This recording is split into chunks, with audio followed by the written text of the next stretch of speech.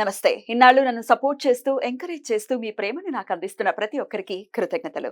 అలాగే ఈ వీడియో కూడా ఖచ్చితంగా మీకు ఉపయోగపడుతుంది. లైక్, షేర్ అండ్ సబ్స్క్రైబ్ చేసి మీ సపోర్ట్‌ని నాకు అందించండి. అలాగే ఈ వీడియో పట్ల మీకున్న అభిప్రాయాన్ని కామెంట్ సెక్షన్‌లో కామెంట్ చేసి తెలియజేయండి.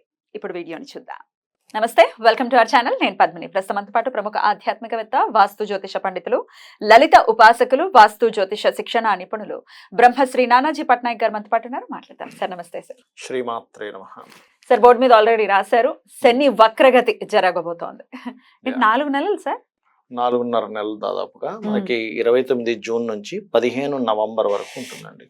అంటే ఏమీ లేదు, ఇది వెనక్కి తిరిగి ఉన్నట్టుగా కనిపిస్తుంది, కానీ మనకి సర్క్యులేషన్ లో వెనక మకర రాశి మకరం వైపు తిరిగిన ఫలితాలు వస్తూ ఉంటాయి. దానివల్ల ప్రతి లగ్నం వారికి, లగ్నం తెలిస్తే లగ్నము, లగ్నం తెలియకపోతే రాశి వారికి మంచి విషయాలు ఉంటాయి. ఇందులో పాజిటివ్ ఉంటుంది, జాగ్రత్తలు తీసుకోవాలి. అదేవిధంగా ఇది వక్రగతి వల్ల పర్టికులర్ గా ఈ వక్రించిన శని దీన్ని చూస్తున్నాడు. సో 29 జూన్ నుంచి 13 జూలై వరకు ఇక్కడ ఉంటాడు కుజుడు. సో 29, 13 వరకు, అంటే దాదాపు ఒక 15 రోజుల పాటు ఇది ప్రపంచ వ్యాప్తంగా కానీ దీని ప్రభావం ఉంటుంది. అంటే ఎట్లాంటివి సార్? విపత్తులు అట్లాంటివి? విపత్తులు అదేనండి. ఇప్పుడు కామన్ గా మీరు గమనించినట్లయితే ఈ శని సామాన్యంగా చూస్తుంటేనే మనం గతంలో కూడా చెప్పుకున్నాం, పేరుకి వర్షాకాలంగానే ఎండలు బాగా వస్తూ ఉంటాయి. ఒక పక్క బాగా ఎండ వస్తుంది అనేసరికి ఇంకో దగ్గర విపరీతమైన వర్షం పడుతూ ఉంటుంది. అంటే ప్రకృతిలో ఏదైతే బ్యాలెన్స్ అనేది తప్పుతుంది శని కుజులు ఎప్పుడైనా వీక్షించుకుంటున్నా కూడా.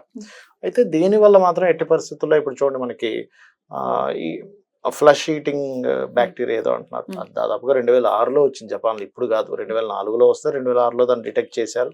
2006 నుంచి ఉన్నటువంటిది, అదేం కొత్తగా ఇప్పుడు ఇండియాకి వచ్చేసి ఏదో అయిపోతుంది అనుకునేటువంటి భయం అయితే పడాల్సిన పని లేదు. కాకపోతే ఈ కాంబినేషన్ వల్ల ఏమిటంటే ప్రపంచవ్యాప్తంగా కానివ్వండి, దేశాల వారిగా కానివ్వండి, మనకి రాష్ట్రాల వారిగా కానివ్వండి, అనవసరమైన గొడవలకు దారితీస్తూ ఉంటుంది. సాధారణంగా ఇది మనకి క్రోధినామ సంవత్సరం. కుజుడు ఓన్ హౌస్ లో ఉన్నాడు.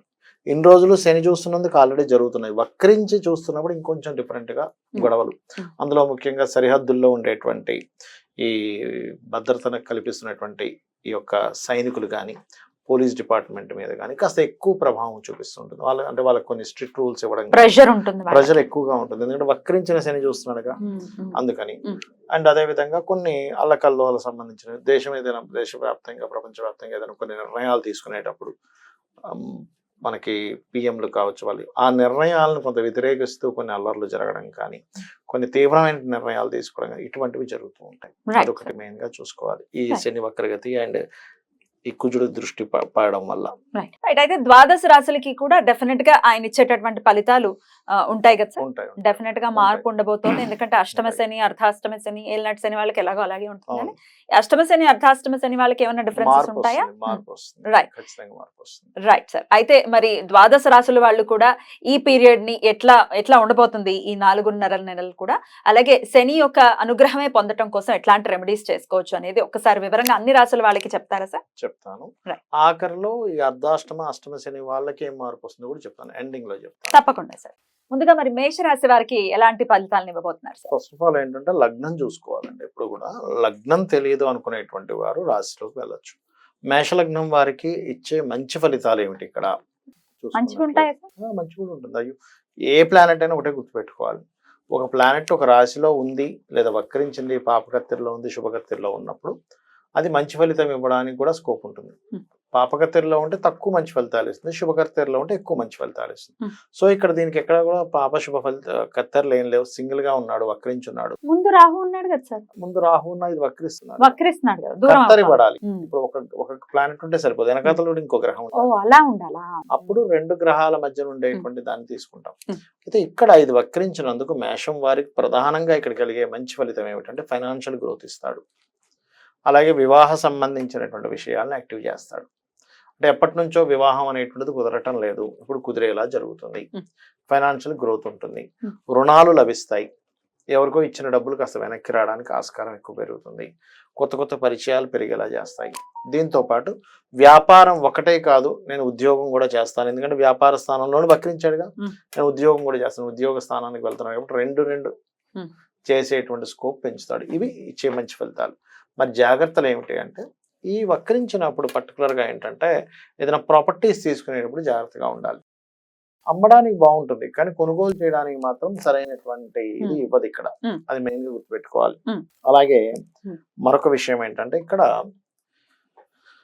సంతానం కోసం ప్రయత్నం చేసేటువంటి వారు కూడా కొద్దిగా జాగ్రత్త తీసుకోవాలి. Hmm. సంతాన ప్రయత్నం ఒకటి అండ్ కన్స్ట్రక్షన్ రిలేటెడ్ వాహన గృహ సంబంధించిన కొనుగోలు చేసేటప్పుడు కొంచెం చూసి కొనుగోలు చేయాలి, అంతేగాని ఏదో విపత్తు ఏదో అయిపోతుందని కాదు.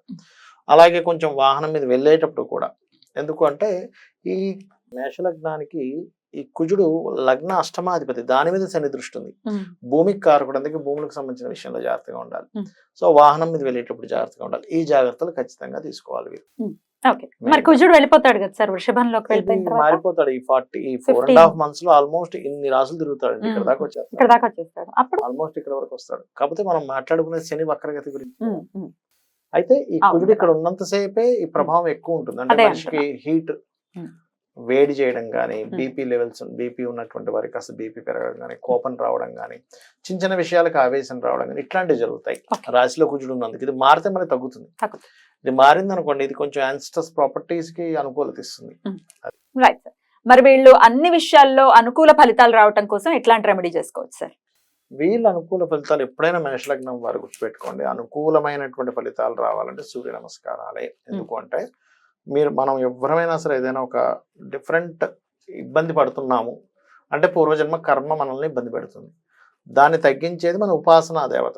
వీళ్ళకి సూర్య నమస్కారాలు మించింది మరొకట్లేదు. అయితే జనరల్ గా అందరూ చేసుకోవాల్సింది వేరు. ఈ కాంబినేషన్ ఉన్నప్పుడు ఏంటంటే అనాకలిత సాదృశ్య చుబుక శ్రీ విరాజితాయ నమః లేదా శ్రీమాత్రే నమః చేసుకోవడము, వారాహి అష్టోత్తరాలు చేసుకోవడము, అదేవిధంగా కాలభైరవ స్తోత్రం చేసుకుంటే దాని ప్రభావం ఏ లగ్నమైనా ఏ రాశి అయినా పనిచేస్తుంది. సో ఈ 4.5 నెలలు కూడా మేషరాశి వారికి ఇచ్చేటటువంటి ఫలితాల గురించి చాలా అద్భుతంగా వివరించారు సార్. అయితే కామన్ గా చేసుకోవాల్సినటువంటి రెమెడీ కూడా చెప్తాను అన్నారు కాబట్టి అదొకసారి చెప్తారా? మరి కామన్ గా చేసుకోవాల్సినటువంటి రెమెడీస్ ఏంటి సార్? ఫస్ట్ ఆఫ్ ఆల్ ఏంటంటే మనకి విశ్వంలో ఎప్పుడైతే పలానా ప్లానెట్, ఒక ఎనర్జీ కలిగిన ప్లానెట్ ఇంకో ఎనర్జీ కలిగిన ప్లానెట్తో వీక్షణలు ఉన్నప్పుడు ప్రకృతిలో మార్పులు వస్తాయని చెప్పుకున్నాం మనం. అంటే ఎండ, వర్షం ఇవన్నిట్లో ఎలా ఉంటుందో జీవుల మీద కూడా దాని ప్రభావం ఉంటుంది. సహజంగానే ఇది క్రోధినామ సంవత్సరం, కొంచెం గొడవలకి ఎక్కువ దారితీస్తుంది. కాబట్టి ఈ 2 గ్రహాలకి పర్టికులర్గా అంటే కుజ శని గ్రహాలకి దీపారాధన చేయాలి. ఇప్పుడు ఎనర్జీ కంట్రోల్ అవుతుంది. అలాగే బెల్లము, క్యారెట్స్ ఈ 2 పదార్థాలని గోవులకు తినిపించడం చేస్తూ ఉండాలి. బెల్లం ఒకటి, క్యారెట్స్ ఒకటి. మంగళవారం, శనివారం తినిపిస్తూ ఉండాలి. వీలైనంత మటుకు ఆంజనేయ స్వామి ఆలయాలకు వెళ్ళడము, ఓం హరిమర్కట మర్కటాయ నమః అందరూ చేసుకోవచ్చు. లేదా ఓం అనాకలిత సాదృశ్య చుబుక శ్రీ విరాజితాయ నమః. ఎందుకంటే శని వక్రించాడు కదా, అంటే ఈ లాభము కర్మ కనెక్ట్ అయ్యాయి. లాభము కర్మ శనికి సంబంధించిన మంత్రాల్లో, అంటే శని అనుగ్రహం కలగాలనుకునేటువంటి దాంట్లో అమ్మవారి మంత్రాల్లో ఇది బ్రహ్మాండంగా పనిచేస్తుంది. ఓం అనాకలిత సాదృశ్య చుబుక శ్రీ విరాజితాయ నమః. దీంతో పాటు ఓం శ్రీమాత్రే నమః ప్రతిరోజు చేసుకుంటే అంటే మనకి బయట ఎలాగున్న పరిస్థితులు మనకి ఇబ్బంది కలగకుండా ఉంటుంది. బయట పరిస్థితులు గొడవలు జరగవచ్చు, రకరకాల అవ్వచ్చు, డిఫరెంట్ ఇవి అవ్వచ్చు, కానీ వీళ్ళకి సేఫ్గా ఉంటారు ఇది చేసుకుంటే. అండ్ అలాగే ఇంకోటి ఏంటంటే శని వారము మరియు మంగళవారము గోవులకు క్యారెట్స్, బెల్లం తినిపించడంతో పాటు వీలైతే గనక పెరుగన్నాన్ని పంచడం పేదలకి, లేదా గూడాన్నము అంటారు. అంటే మనకి మన బెల్లంతో తయారు చేసిన పదార్థము కొంచెం నెయ్యి కూడా వేసి దాన్ని అమ్మవారికి నైవేద్యం కాబట్టి ప్రసాదంగా గనక పంచినట్లు. ఏం చేస్తారు? ఈ 4.5 నెలల తర్వాత ఆయన మీనంలోకి వెళ్తారా సార్? మీనంలోకి ఇంకా ట్రాన్సిట్ కూడా ఉంటుంది కాబట్టి మేషరాశి వారికి ఏలినాటి శని స్టార్ట్ అయ్యే పరిస్థితి ఉంటుంది. రైట్. సో ఈ 4.5 months మీరు ఇందాకే చెప్పారు మేషరాశి వారికి మంచి కాలం అనే చెప్పారు. మొత్తం ఓవరాల్ గా 12 రాశుల వాళ్ళకి కూడా ఎట్లాంటి రిజల్ట్స్ ఇవ్వబోతున్నారు, శని వక్రగతి అనేది వివరంగా తెలియజేశారు. రెమెడీస్ ని కూడా చేసుకున్నారు. డెఫినెట్ గా ఇవి పాటించుకుంటూ ఈ 4.5 months కూడా అందరికీ పీస్ఫుల్ గా వెళ్ళాలని మనస్ఫూర్తిగా కోరుకుంటూ కృతజ్ఞతలు సార్. నమస్తే.